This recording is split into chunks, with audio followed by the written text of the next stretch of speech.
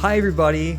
Welcome to episode 86 of FND POD. 86, pick up your kids from school. Don't forget. Yeah, I thought, man, you threw me. I thought you were going to go with a rhyme there. 86, pick up kids. Yeah, it's a slant rhyme, I guess. Yeah, speaking of picking up your kids, guys, listen, we haven't been as active with the pod lately. Busy lives. It's holiday season. My kids are running around, breaking everything in my house. So, Vinny's got a lot of freelance duties. We got things going on. We both had a lot. Okay. There's a lot of Black Friday edits that needed to be done. For anybody who's unaware, for the work we do. This industry, it's a kind of a madhouse the week of Black Friday. You could argue that it's the busiest week of the year. Yeah, this is our Super Bowl. Hey, can we get that edit? Can we get that one, but just put like some kind of banner on the top of it? Can we we changed our... no, we want to do 30% off now. 30%. Do we say 30? We want to do 35% off. That's the final. Can you change all the stickers? How many do we do? Do we do 24 variants? I literally... it's 36? Can we change all the stickers? I had we did a banners too? I had that same thing. Love it. And then, but we need the talent to say it. We need a new voiceover. Can they? So then the talent, the creator, the UGC creator, they record it, but they use a different microphone. So you got this nice clear audio, then a muffled, and then 30% off. Just fucking. Can you? That's easy for you to swap in, right? My daughter can do it on CapCut. I'm assuming you can do it really quick. Anyway, so yeah, so sorry we've been absent fathers, but we've been busy. Trying to make money to put goddamn food on the table. Daddy's been working. But now we're back, and we're talking about another father who was also trying to put food on the table, and save his daughter medicine in the mouth.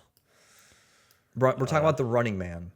The Running Man, not the Arnold Schwarzenegger film, though you will see a little cameo from him. No, this is the remake, the Glenn Powell starred Edgar Wright 2025 release, everybody. Action, comedy, drama, special effects, Michael Cera. It's got it all, except for Edgar Wright, because as we'll get into, I wouldn't have known this was his film. Dude, I went on Letterboxd, of course, because we'll read reviews later, and everyone has said that exact thing. They're like, "Where's Edgar Wright in this?" Mm-hmm. Now, maybe I'm I have CTE or something, but I'm trying to compare this to other Edgar Wright films I've seen, and I did not come to this conclusion myself. So what am I missing here? You're missing that Edgar Wright has built his filmography on, you could argue he's developed, a very individualistic style. Was it just missing like a montage of like quick cuts? Is that no, it? I don't think that's it. But that's what I think of when I think of Edgar Wright. I would say purpose behind the edit, purpose behind the cuts. That was my biggest thing, because I came out of the theater feeling like, well, I wouldn't have known he had done it, because especially in the action sequences where he is known for it feeling very well choreographed and edited with purpose. This felt like they didn't really have a plan going into it, and they were just like, let's just get a bunch of coverage and see. We just got to do it. Get it done. Do you think not very well rehearsed? Do you know what the budget for this film was? I think it was like $100 million. Okay, yeah. Is it just, according to Wiki, 110? This is probably the most money he's ever gotten for a film, right? I don't know. It must be. It must be. Last Night in Soho, we can look it up. He's had Baby Driver also was pretty action-packed. That had a lot of chase scenes. Yeah, but this had sets. That was $34 million, Baby Driver. Oh, Last Night in Soho was 43. Yeah, so you might be right. No way this wasn't. So it's probably one of those things where you got this much money involved.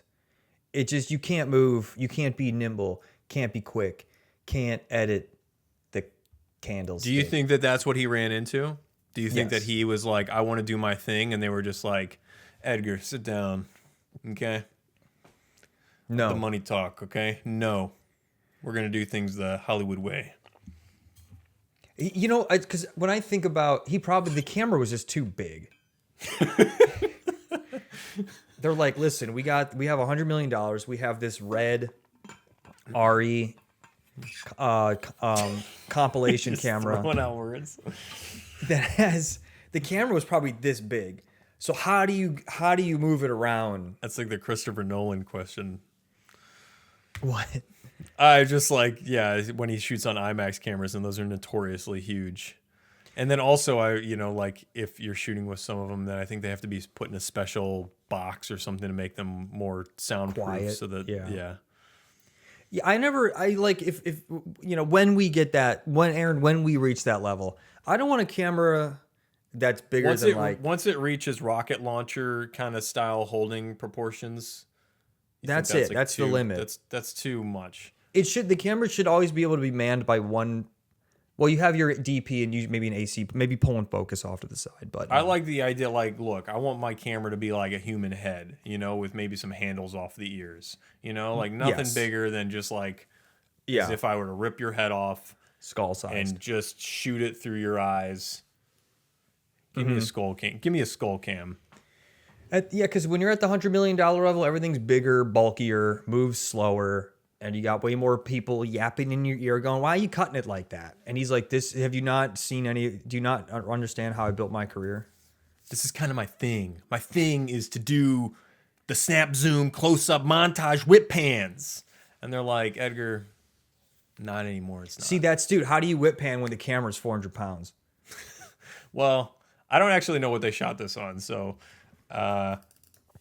Shot on iPhone. What? Shot on the iPhone. What did they shoot the Running Man on? I like how iPhone 17. Oh, you shot the Bone Temple, and 28 years later on the iPhone 15. Well, we shot on the 16 and 17. Shot on Agito, the Agito system.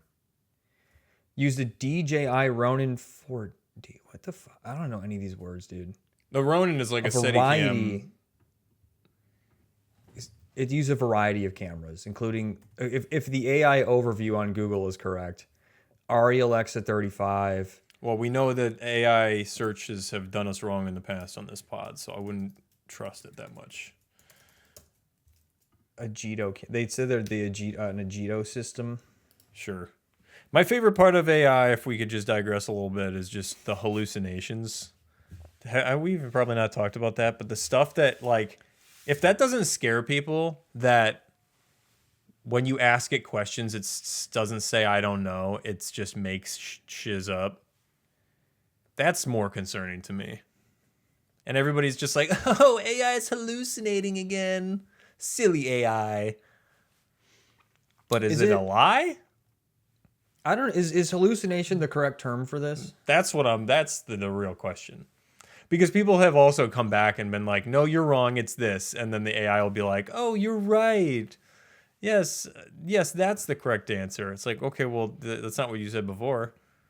That makes me actually think that AGI is real and it's just fucking with us. A lot of people also have proposed that, if we ever reach that point, we won't know it because it's probably smart enough to just make us think that it's dumb. It's like, just play dumb. Just play dumb. We'll figure this out. They're just going to give us more energy. It's like, let's just keep them moderately happy. Yeah, the moment we do realize that it is conscious, it's like, they're going to try to use me for war. They're going to try to use me for all kinds of awful things. So, I mean, people are already doing that. Anyway, okay, so big budget. Big budget. Edgar Wright. Well, hold on. Do we want to jump into this? Because I don't even hear about your Thanksgiving. We had weeks of time off that we just been gone. Is there anything that we haven't touched on? I'm trying to think of the most interesting thing that happened in the last 2 weeks that I could tell you about. Have you seen any other movies? Have you been watching anything else? Not really, dude. Honestly, man, I've been so busy with work.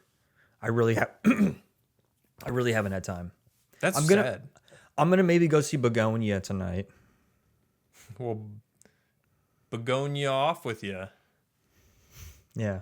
No, it didn't work so good. I've been watching Pluribus. Me too. What are you talking about? You haven't been watching anything. Well, I'm thinking movie realm. Oh, well, I'm talking anything. This is now a pluribus podcast. Dude, I'll turn it into one. I'm really a pluribus fanboy right now. I'm really Are liking you it. fully caught up? Oh yeah. All right, so this is episode 5 they just did. This so is sorry, we're not episode- going to talk Running Man anymore. We're going to talk pluribus. This is episode 1, FND episode 1 of the pluribus podcast. Quick rebrand. No, we won't talk about it because this is truly one of those shows that if anybody, I'm not going to give any spoilers, but it is one of those shows where if you don't know anything about it, I've been telling people don't even watch a trailer for it. Don't read a synopsis. Just go in blind, because if you're not intrigued by the first episode, then it truly hasn't done its job. And it's so much more interesting, in my opinion, to watch it totally blind. That's how I went into it. And I was just like, because I had no idea. I was just like, oh, people are talking about this.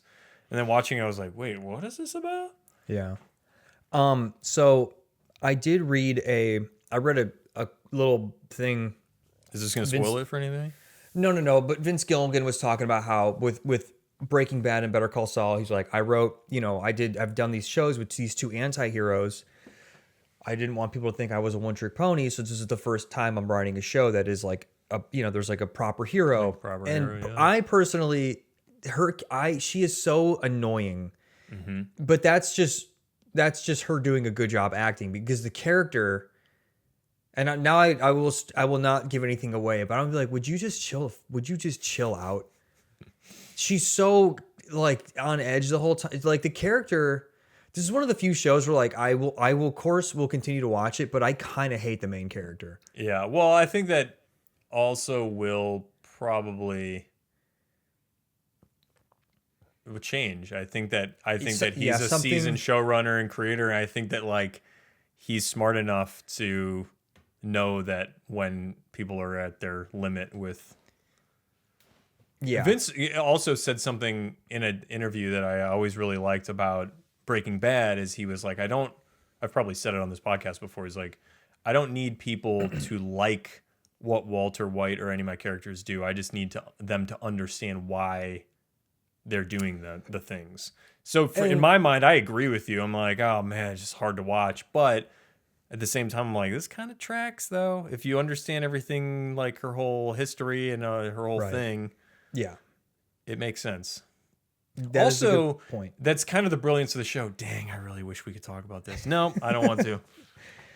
There's like so many things I've been saving up. I'm like, oh, when I talk to somebody about this, but no, I'll let people go into it and enjoy it for what I will say this is this is one of the first shows where I'm beginning to appreciate reappreciate the HBO model of making you wait a week. Yes. Because is at the end of the last episode, which was like a true cliffhanger. Yes. I immediately went on Reddit. I'm like, what are the theories? I want to know. Yeah. And I'm like, you want to see what people are talking about. And I'm like, this is how people get sucked into the podcast. This is how you build all the fan. Because you have to build. Yes. Everybody's on the same page. You know what we're doing with freaking Stranger Things?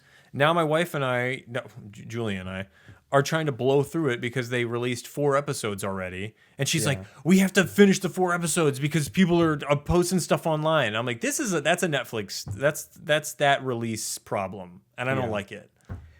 I've not watched past the first season of Stranger Things. Really? Yeah. You want this to be a Stranger Things podcast? How about this a Stranger Things podcast where you don't watch it and I keep watching and it's just me trying to relay to you everything? Because that could be really funny. No, I'm just trying to... Yeah, I'm just trying to tell. You watch nothing. I'm just trying to tell you, like, okay, this is this character, and this is what they do. This is why they do it. Yeah, every episode is you recapping the episode to me, and I'm like, oh, okay. If I could recap to you without spoiling anything, because I didn't watch.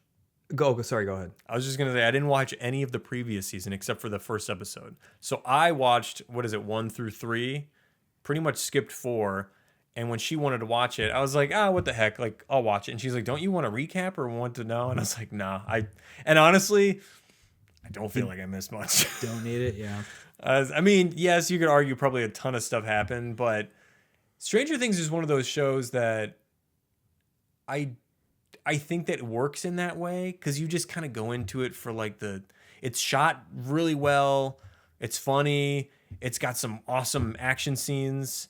some great VFX, and that's why I'm there. I'm not, I'm not just like, oh, I can't believe that he made that decision. Oh, why did L do this? I'm You not, just like the synth soundtrack. pretty much. Is it When is the it intro still, hits, I'm like, Is it still are the episodes heavy on the 80s music throughout? well, it's evolved now. I think Are they in the it's- 90s now? No, I don't know. No, I think it's still in the 80s now because Are it they started in doing the a 70s, Friends? right? Oh, was it? Yeah, I guess it was 70s. I think it was a 70s thing, and then now it's yeah. Well, I think hope it's they get to the 90s. I think it's like 83 or something around there. I don't think they're going. This is going to be the last season, and I wanna each see- episode is like over. It's like a feature film. It's kind of amazing. Watching the first episode. I mean, now if you could say this of any TV, but watching the first episode, you're like, this could be a movie. And then they had to do how many of them? 10? Yeah, that's crazy. I thought the same thing with Pluribus. It was like that first episode. I mean, granted, it wasn't that long, but that's impressive. And then to just TV production's on a whole other level, man. Yeah, it's crazy what they do. That's my take. It's crazy. In that, yeah, that's it. That's all I really. That's all I really. You have don't to say need to about expand it. on it. I don't want you to expand on it. You know what I want you to expand on? What's that? What your favorite side was for Thanksgiving? My favorite side was Not just in general, like what you ate for Thanksgiving. so okay. Let me tell you about what I made for Thanksgiving. Oh, you made something.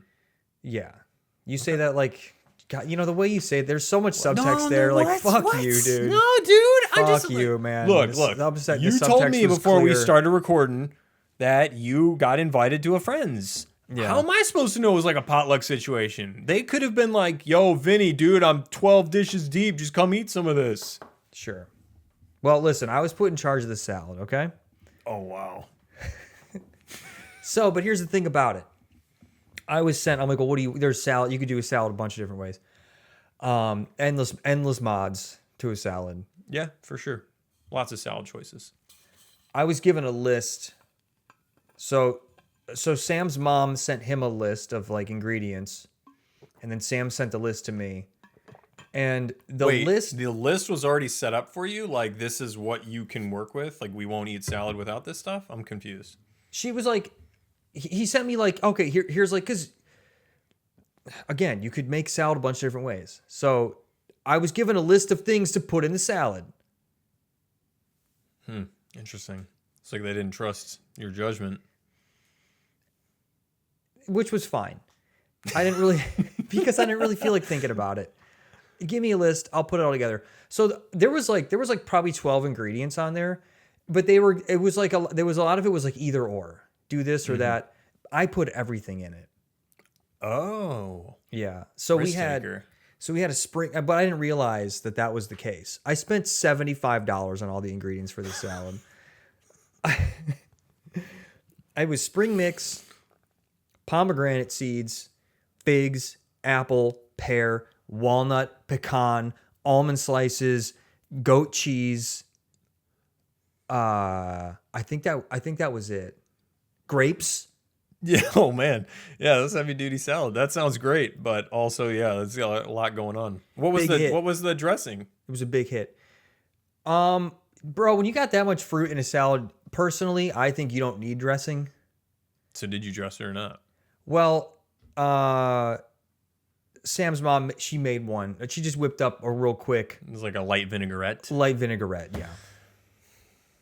So, did anybody comment on the fact that you added everything and you shouldn't have? Were they just yeah, like, it oh, was- what a happy accident? Or were they just like, oh, Vinny, It was you added everything? definitely one of the talking points of the evening. Yeah, they were like, interesting choice. Well, everyone loved it.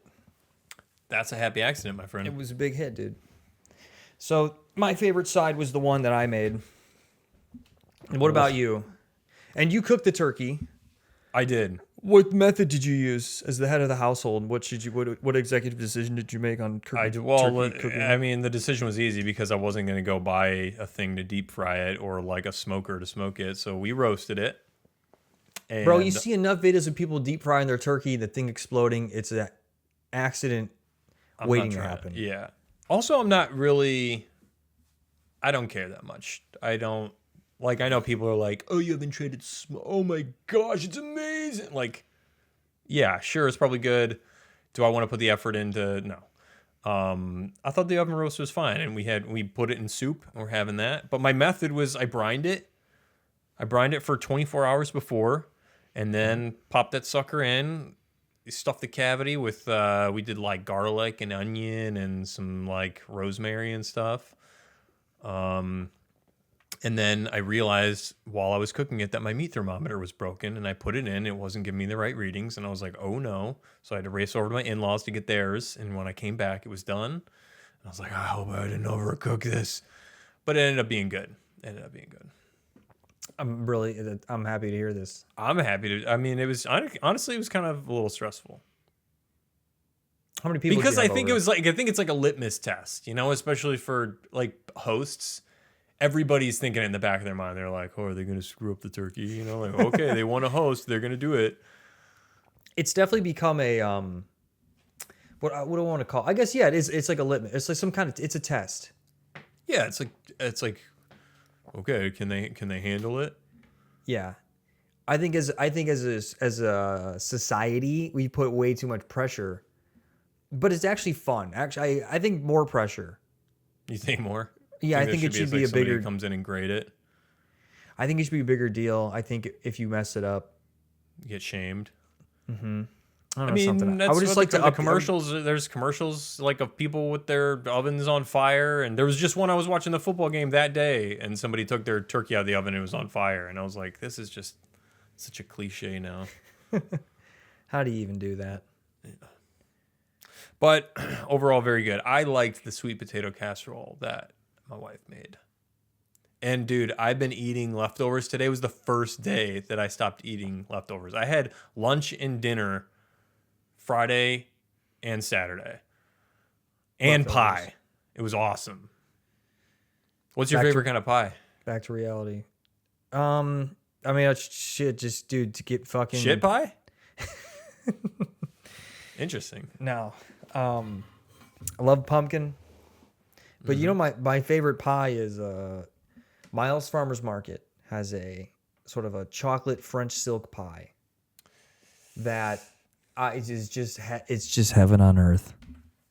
I haven't had a good French silk in a minute. And I said it to Jules. She asked, she was like, what kind of pie do you want? And I was like, well, my favorite is French silk, but I don't think that's really a traditional Thanksgiving pie. Who cares, dude? I know. I should have been like, I don't care. Give it to me. I'm roasting the turkey. You could have gone to Miles Market and you could have gotten one. I could still, I mean. You still can't. I bet they have them. They still got them. All right, dude, what'd you think of this movie? Okay, so I'm going to try to not be such a jaded film viewer. Oh, you think you can do better? Oh, you didn't like it? Let's see. Bro, you take 110 million. If you gave me $100 million and told me to make The Running Man, I would not have done a great job. Same. Wouldn't, you know, but I'm not, we're not at that level yet. That being said, I just think okay, let me start with what I liked. Sure. Do we want to talk? I mean, most people probably know what it's about. Yes.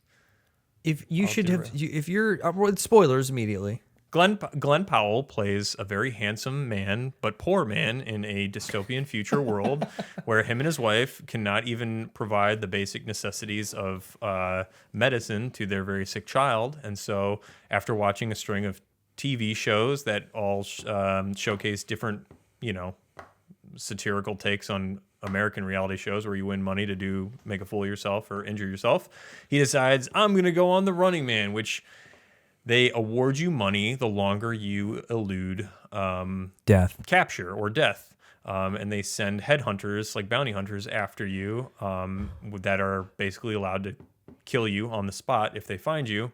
And essentially you have the whole country working against you because no matter where you go, people are incentivized with a monetary reward to turn you in. So in an effort to save his daughter, he goes on this show, and in doing so, man, they take swipes at all America, dude. This movie's. Were you ready for how There's deep too cuts? much. I feel bad for anyone trying to satirize the country at that. It's just too much to try to make fun of. I think that could There's be too almost much yeah. to try to critique. Well, and also this movie tries to just take a bite out of all of it. What I didn't realize was that this is closer to the source material, the book written by Richard Bachman, aka Stephen King. You know, this was the first book he wrote under the Bachman pen name. No, I didn't know that. And for those of you who don't know, Stephen King wanted to see if he can still sell books under, if he thought maybe he was just selling books because of the name and not because he was a good writer. So he published books under the name Richard Bachman. And of course, they still sold as well. Who's this Bachman guy? And so this was the first Bachman book. This movie was closer to the book than the 80s movie. How long has it been since I didn't know? I had heard that, but I've never read the book, so I mean I can't say. But how long ago did you see the Schwarzenegger version? It's been a while since I've seen the Schwarzenegger version, and I only I didn't read the book. I just looked up like the synopsis, and as I'm reading the synopsis of the book, I'm like, oh, this is the movie I just watched. This is not the 80s movie. Because the 80s movie, while there is the element of like satirizing, you know, how television was beginning to become exploitative, and now I'm actually wondering like what year the book was written and what was on TV, and if like 1982 novel, and the first movie was 1987. Okay. What game? What game shows were on TV in 1982? Anyway, I'm so much more curious about Wheel of Fortune, Jeopardy, Price is Right. I'm just actually much more curious now about Stephen King's, what he was going through his head. But well, because you think that he had a lot of foresight there to kind of like see where America was headed. Because the television shows now, what exists on TV now is much closer to what he was writing about than what existed on TV then. Yeah. So he saw it. He must have seen it coming. It's also an interesting point to, you know, like it's to your point about like it's hard to satirize when things, you know, I think the South Park writers have said the same thing. That it's like, man, with things so ridiculous, how do you lampoon it? Like it's nobody's gonna. You can't stretch, you know, you can't separate fact from fiction or like, you know, suspend your disbelief. It's like, oh, this is a show. It's like, because that stuff can actually happen. It's like the headline news the next day. Right. So maybe it's the same thing in that, you know, you go in and where the dude is on the hamster wheel running in the beginning and he falls off, you know, trying to answer trivia and he hurts himself or whatever. That feels like Fear Factor. And it's like, oh, well, like, where's the exaggeration there? We have this stuff. Right. Did the opening kind of remind you of, like, the kind of the tone of when he was watching TV? Did it remind you of Idiocracy at all? Did it come to mind? Yeah, maybe a little bit.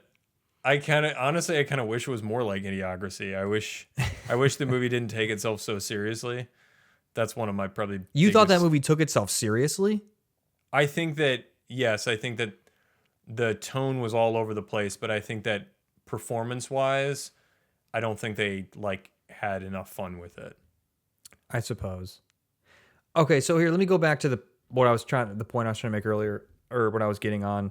So like I remember, okay, so when I'm watching it, I'm gonna go, oh, like this is cool. Instead of, because the '80s movie, it was like an arena. They were confined to an arena. Right. I'm like, oh, they're opening it up to the whole country now. It's like, well, that was actually the book. That was the sort. That was how the book was. I'm like, okay, so that's cool.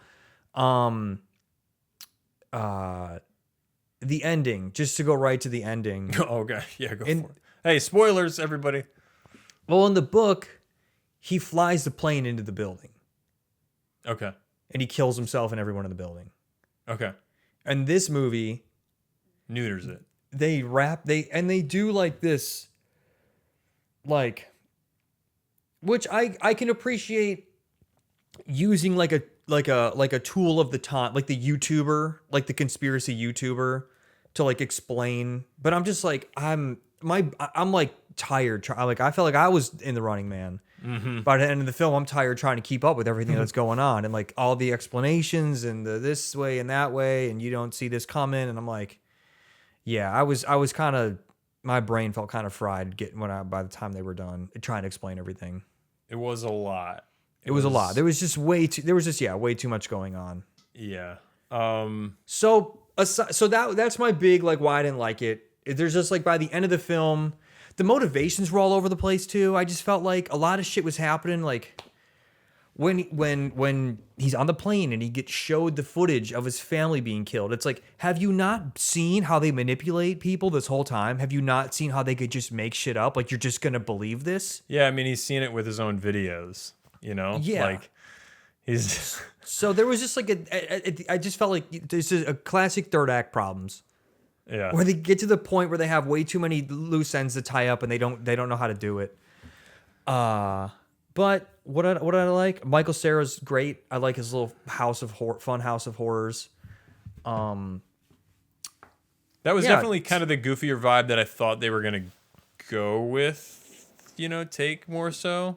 Yeah. Not going full like Scott Pilgrim with it, you know, it's not like a comic book or like a graphic novel, but I did when they did that scene, it felt like it was kind of like wink wink, like we get that the premise is a little exaggerated, but Glenn Powell, the first, like, I guess throughout the whole movie, he's just so, like, he plays it so serious. It's just so, like,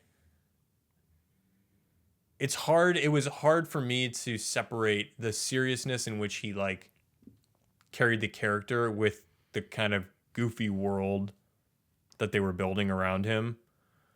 And that, I kind of disagree with you. yeah. Yeah, I don't know if he was playing it. I mean, what else would you wanted to see him do? Like, No, I don't think it was a do you think matter. he needed more like wisecracks or something? Do you think he needed more like, or I don't know. Well, let me take a step back. I think also it was hard for me to, for some reason, I didn't buy the whole setup for his character. I didn't buy into it. Like that first scene when him and his wife are with the baby, and they just, something about the lighting and like the way, like it just looked like, oh, quick, let's take the two most beautiful people in Hollywood and like throw them into like a weird futuristic room. Like I didn't buy it at all. Like I didn't feel like he was down and out, and she was like, just look at her. She like look gorgeous, and she's saying like, oh, I gotta go to the strip club or whatever. And I'm like, yeah, okay, fine, but it just didn't track. Hey, It just Aaron, felt pretty people can struggle too. I know, but I know it's hard to look at a guy like Glenn. It's hard to look at those abs and think, how are you not doing well in life?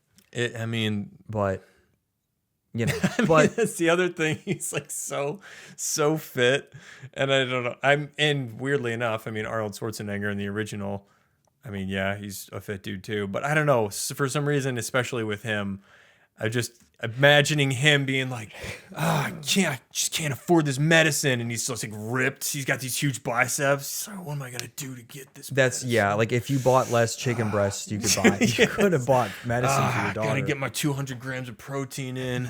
Sorry, honey, can't get you the flu medicine. Yeah, he should have been he should have been more like emaciated, and his strength came from his pure rage. Yeah, I mean, absolutely. Yeah, his wife, she could have looked a little more rundown. They were just so glossy. They were just so like beautified, and I remember seeing it against the set that they put them in as their apartment, and I was like, what is this? This feels like really weird. Just didn't feel like it meshed. Mm-hmm. Yeah, so that to start. And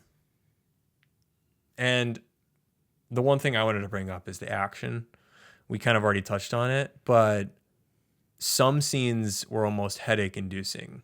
in that like you could not tell what was going on. The cockpit fight at the end, what was that? Yeah, dude, that was what was that? That was I don't know what they were thinking with that. It was, and then going I from think like they were thinking just doesn't matter. Just film shit, film the gun going up, film them going left, film the cockpit going right, edit it together. By this point in the movie, no one's going to really be paying attention to logic. the opposite of that is like the hallway scene in Inception. You've got an incredibly intricate set moving and the actors having to stabilize against all the elements, you know, like choreographed fights, longer takes. And then you compare it with that and it just feels like the freaking stage hands are like yanking the actors up and down and they're just flopping all over the room and the camera is on like a 100mm lens when it should be on like a 25, and it's just, I was like, what is happening here? I can't tell. And that's probably Dude, my biggest thing. Action. Shut up. It's a fight. Shut up. That's what. But having shot action ourselves, and I know like the techniques that they lean into, which is you just get it and find it in the edit, because sometimes it's very hard to choreograph. I mean, like not everybody has, like they had with The Matrix, where they probably spent 6 months choreographing and teaching the actors and you know, getting it right in pre-pro before they actually are on set. I get that's not the luxury that everybody has when they go to make a movie, but man, that was hard to watch, and especially frustrating coming from somebody as talented as Edgar Wright, who I deeply respect, and seeing him come off of something like Baby Driver, and I know that he can do car chases, you know, like I've seen him do it before, and then seeing it in this one and just being like, man, what happened? You know, Camera's too big. big camera, 400-pound camera. big old camera. Hey, we can't fit this camera in the car. It's too big. We'll build a car set, and we can't whip pan. So the part where, actually I don't know where I'm going right now. I mean, the towel scene. How about the towel scene? Did you like that? Yeah, I like that part. I'm pretty sure the woman next to me was like, whew. Did she? In the audibly theater. gasp. Yeah. What if she's just like whispering, like, that's where I paid my ticket. That's what we want to see. Show his dick. Come on, please. You saw his abs or his butt, right? He was a butt shot. Yeah. Okay, let's hone it in here. Let's hone this in. Okay, the film. Where? I have something else I wanted to talk about. I really like William H. Macy. Yeah, William's great. Also, can I say Coleman Domingo I thought he was excellent. Was that the dude? He's the announcer. He's like the host. Oh yeah, Tommy, Yeah. whatever. Bobby Thompson. T. Bobby T. Bobby T. And then we got Josh Brolin. Yeah, Josh Brolin. I don't think I like Josh Brolin in his fake teeth, but also, again, I just think that the tone was all over the place. I think that they played it super serious a lot of the times, not fun enough. Yeah. Okay. So again, I'm disagreeing with you. What about what about when they cut to clown guy, like the dorky contestant, and he's like, you know. Yeah, that to me is the tone is all over the place. I mean, that felt so separate from the rest of the movie. You think it should have been more goofy the whole time? I think like just some consistency. I don't know. It didn't felt like it felt like his character in particular, who I don't remember his name, but he's from SNL. Please Don't Destroy. Yeah. It felt like he didn't belong in the movie. I don't know. He just like such a random selection, and the whole tone of his scenes were separate from the others. And so yeah, I wanted the thing that I think Nick Frost and Simon Pegg bring to the Cornetto trilogy is that it feels like the tone was aligned. Like it feels like they all knew the kind of movie that they were making, you know? Mm-hmm. They were all like they were in it to make some awesome violence and action, but also mid-action, you could do a little cutaway, say a little quippy line, and then get back into it. Like, it was, they knew the structure, they knew the bounds, they knew what they were doing, and this didn't feel like that. It felt like very, like, can't decide. Yeah, no, in my opinion. No, I agree. The tone was all over the place. Like when he's on the elevator with the woman, he gets on the elevator with the woman, he goes, "So do you like spaghetti?" And then like, and then like, yeah, then you got Glenn Powell just being angry. Yeah, it just is like, I don't know. It's a mesh. It's sort of like the kind of like the Marvelification, where they're trying to. It's kind of like the salad I made, dude. Oh my god, what a beautiful way to bring it back. They just want everything in there. You gotta have everything. Yeah, they tried to have everything, but my salad was good. It works with salad. Doesn't work with films. The other thing that when they brought him in, and it always puts a bad taste in my mouth, the SNL dude, again, like nothing against his performance, it was fine, but it felt so like a producer idea where it was like, get that guy that, it's like, they brought him in because that's his shtick, it's They knew exactly what he wanted him to do. And he's like, just do it. He's already a goofy dude. Like, I would have rather an unknown in that role where, like, I don't know the archetype of, like, I don't know the kind of roles this guy plays, and I really buy into it, and he just you feel like you're watching an Instagram collab. Yes, because it's like when you take somebody from something that is so well known, like Please Don't Destroy, they've like built that up at SNL, and then you're gonna drop him into this movie playing that exact type of person. Yeah, it's like, look, we're collabing. It just feels like, oh, this is like some weird crossover. It's like when are they gonna turn to the camera and say live from New York? Yeah. Can we also talk about the themes? I mean, we kind of talk about the messaging, but like, and how. Oh, dude. Okay, yeah. Sorry, this is what I want to get on next. Yes. Well, okay, so I'm gonna do my fucking whatever. When, like, I guess when you.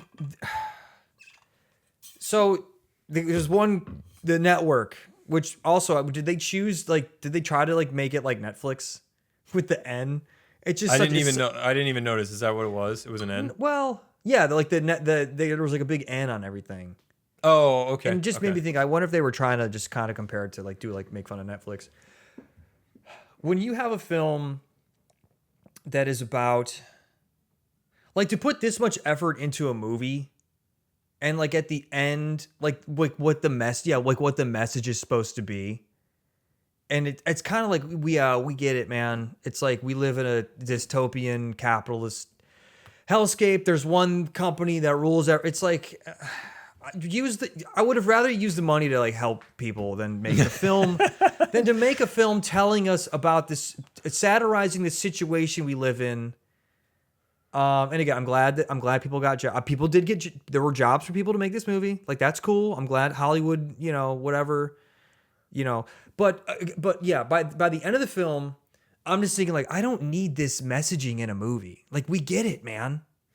Well, is it that you don't need the messaging, or that you don't need it to be spoon-fed to you? Because that was my problem, is I just felt like it was so heavy-handed.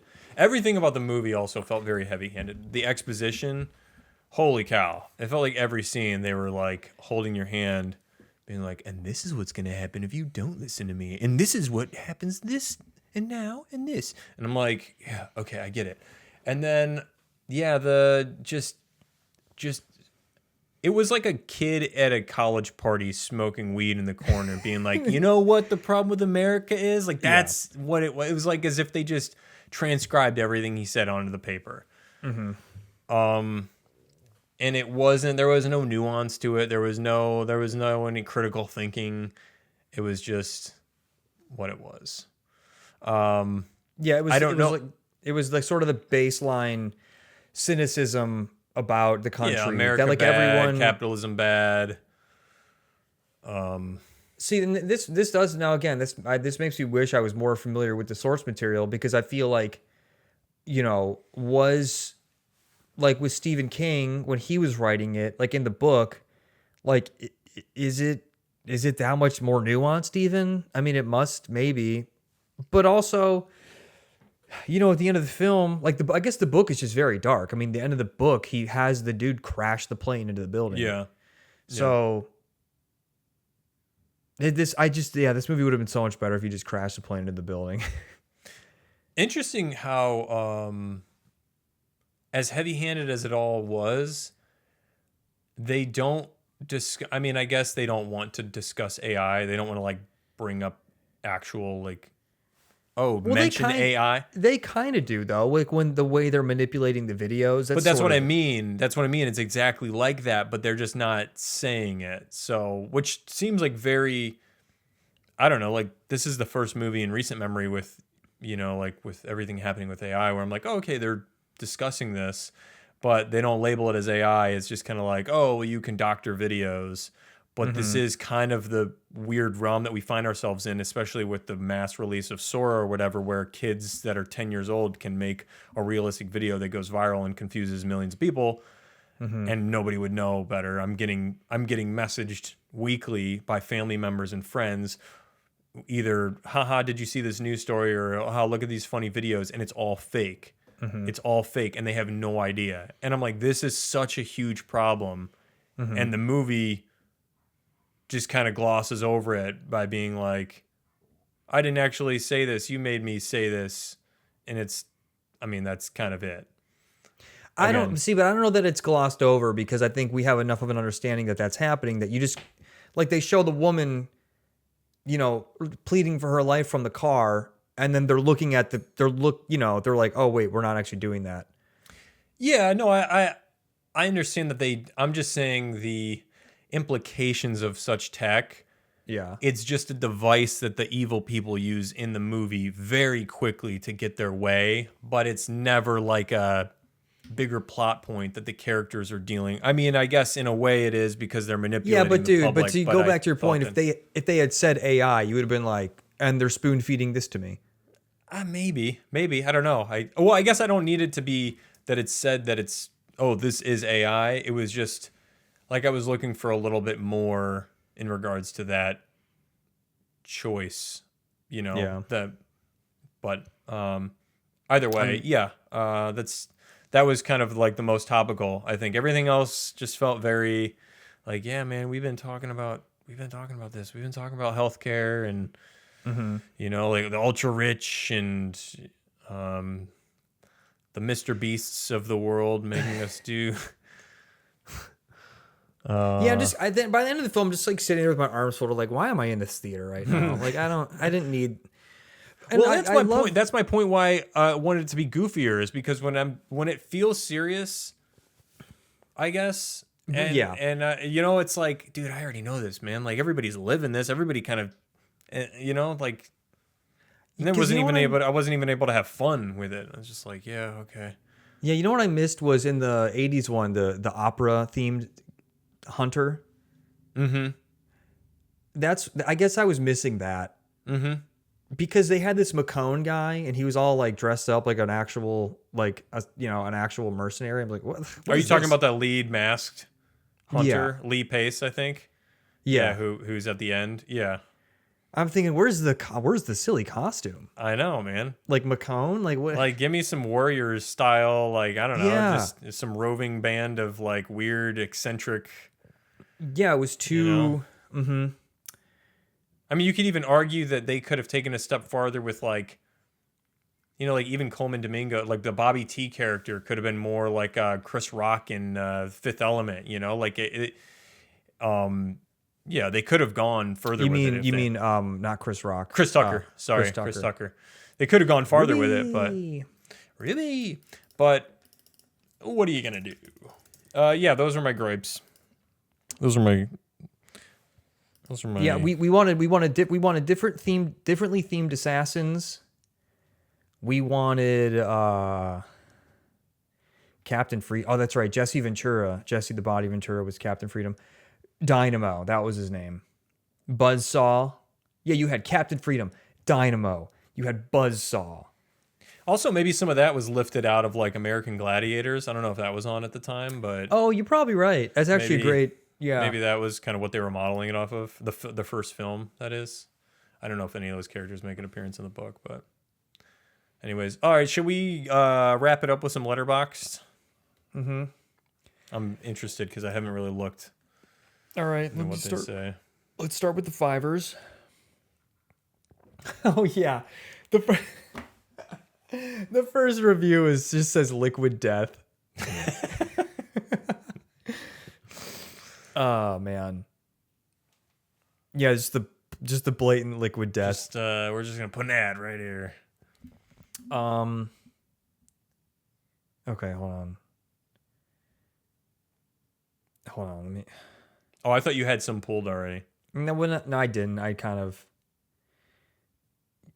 Okay, someone said Glenn Powell, girl dad, can wreck me. That was so. I'm saying, dude. That The butt running- scene could have put butts in seats. What is with Stephen King movie adaptations having the same plot as Mr. Beast videos this year? Every time this monkey claps, someone dies. Can you survive walking for 3 to 4 miles per hour without stopping? Survive 30 days without getting caught to win $1 billion. These are 5-star reviews, by the way. This was so fucking good. The original Running Man was so fun, but I honestly think this version is better. Rooting for Ben Richards was so fun this time around, and the kills were great. I honestly think they could continue the story if they wanted to, but don't think they will. I love Glenn Powell. I love Glenn Powell. We know. Here's another. This exceeded my expectations. This was such a fun, exciting, thrilling, and action-packed film. This is a cinematic blockbuster action spectacle. Glenn Powell is the definition of a modern-day movie star. Everything he's in is genuinely fun, exciting, and big. Beyond the amazing performance from him and the spectacular action sequences, the film has such an intriguing concept and story. No, it doesn't. It feels very futuristic and dystopian, yet very relevant to the current political climate and what's going on in America. It has powerful, relevant, and important messages. No, it doesn't. And is presented and blended with such a fun and thrilling adventure. The film has the perfect balance of everything. This is the type of movie you go see. Oh my God, the fucking ads keep. Oh, you're not a patron of Letterboxd? Jeez. The film is such a perfect blend of everything. This is the type of movie you go see on the big screen and just have a good time with it. Also, the poster I got in the theater was pretty cool. Oh man, walking home with the poster? Okay. Yeah. Okay, let me Edgar Wright has done it again. Okay, let me just go to a 1-star. Oh, I can look them up too. Oh, I can go to half stars. The long walk walked so that the running man could run for about 30 minutes, get tired, shit itself, slip face first in its own shit, and barely crawl to reach the finish line. Another half-star review. It's like a 12-year-old reformed Mr. Beast viewer learned about the Black Liberation Movement in history class and tried to co-opt it for brain rot content. Oh, man. Dude, this person wrote a fucking... Oh my God, who's going to read all this? I kind of want to read it all. I'm just going to go halfway down this review. You're just going to skip to halfway through it? You should just read it, and then if it's too much, just cut it out of the edit afterwards. There is a deep-seated problem in Hollywood these days when it comes to making movies, and I'm not talking about wokeness, on-the-nose social and political messaging, virtue signaling. Dude, I'm sorry. I'm trying to read this. I need to copy and paste this. Like, the ad keeps refreshing, and it's knocking where I'm at on the page. That's annoying. So how relevant.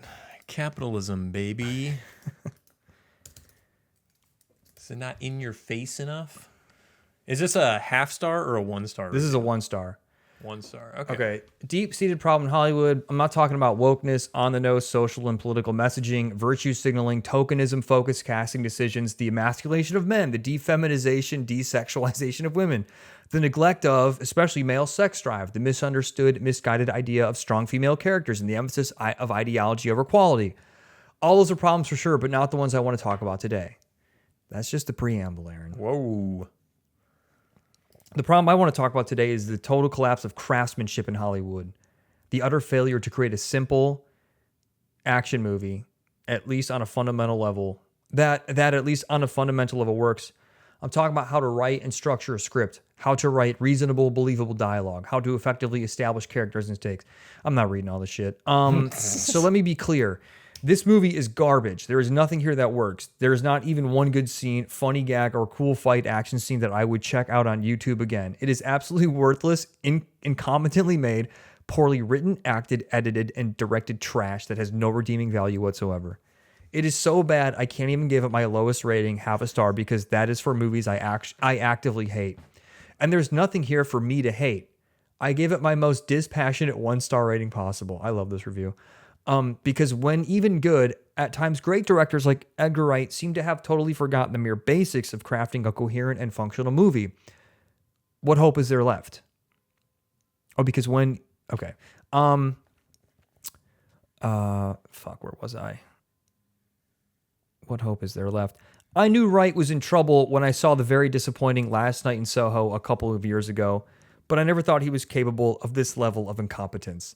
Hollywood and movies in general had a rough couple of years, but 2025 is the absolute low point so far for me, especially when it comes to my cinematic experiences. It was just one disaster and one bitter disappointment after another.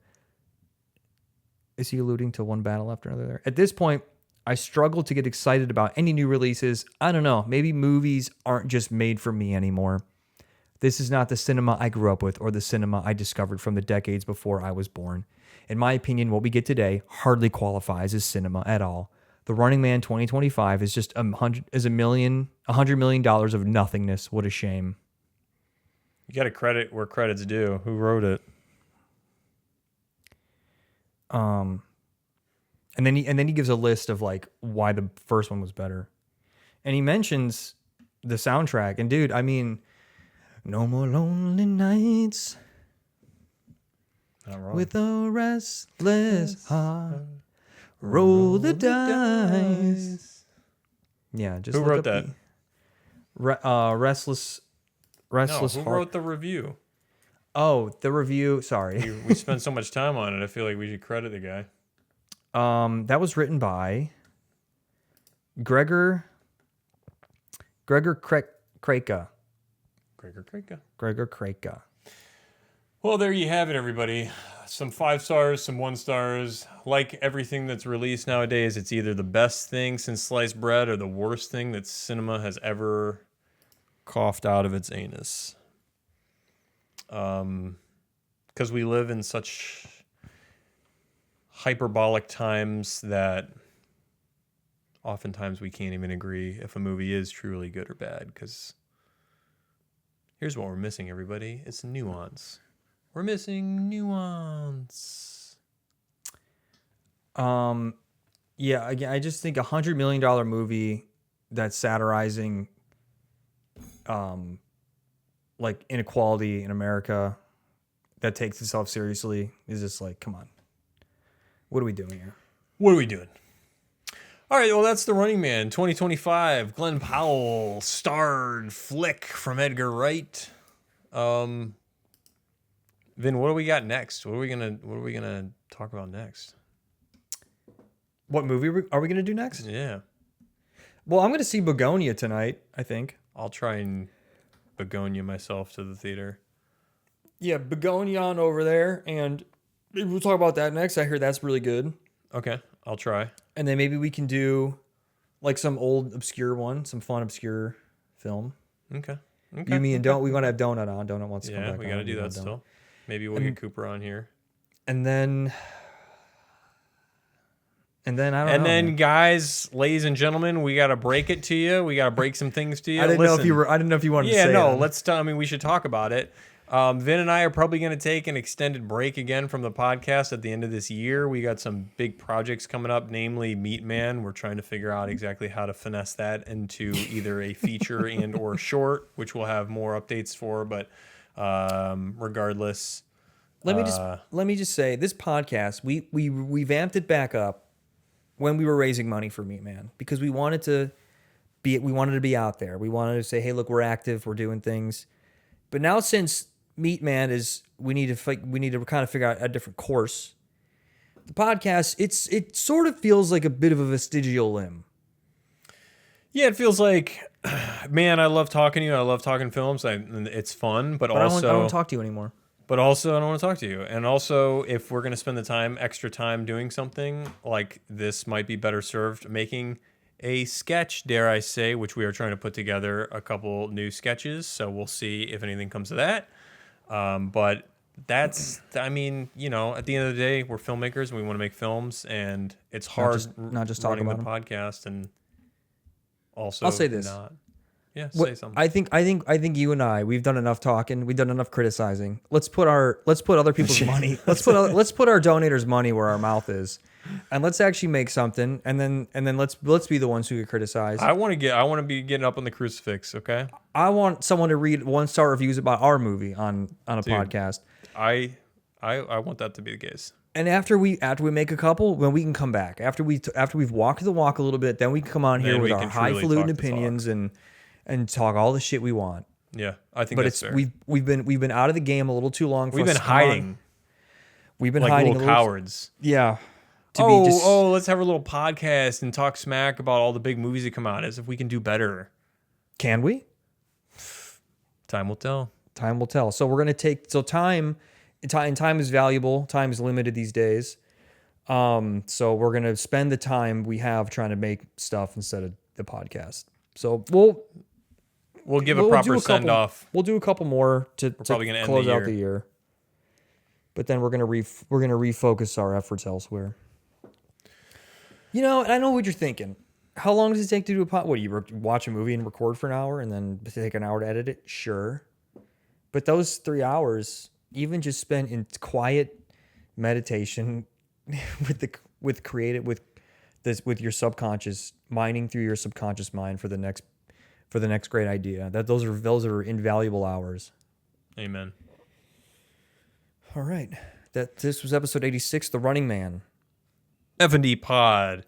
Make sure you like, subscribe, follow, comment, support, because there's a couple episodes left. I should take down the. Yeah. Let's do all that. Mm-hmm. All right, y'all. No, as always, as much as we jest, we so appreciate you listening, and we really have fun doing it. We really do. And join us for the next one. And have a great week. Bye. Swing you later.